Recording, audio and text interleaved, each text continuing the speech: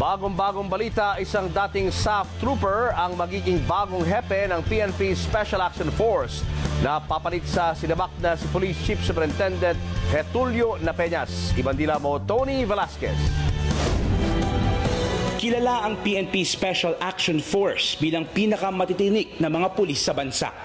Pero noong January 25, nakaltasan ng kanilang hanay matapos mapatay ang 44 na SAF trooper sa operasyon sa Mama sa Pano.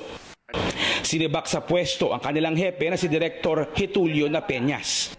Nang humarap si Pangulong Aquino sa PNP SAF noon at nagtanong kung may gusto silang sabihin, walang imik ang mga SAF trooper at hindi sinagot si Pangulo. So, sigurado kayo? Laki gusto pag-usapan ngayong gabi? Bukas, inaasahang haharap ulit ang Pangulo sa kanila para ipakilala ang bago nilang hepe. Ayon sa ilang PNP sources ng ABS-CBN, ito ay si Chief Superintendent Moro Virgilio Lasso, na kasalukuyang Fire and Explosives Office Chief ng PNP.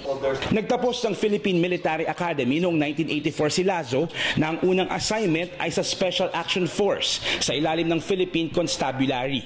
Umalis ng SAF si Lasso noong 1989, naging bahagi ng Presidential Security Group sa ilalim ng administrasyon ni dating Pangulong Fidel V. Ramos.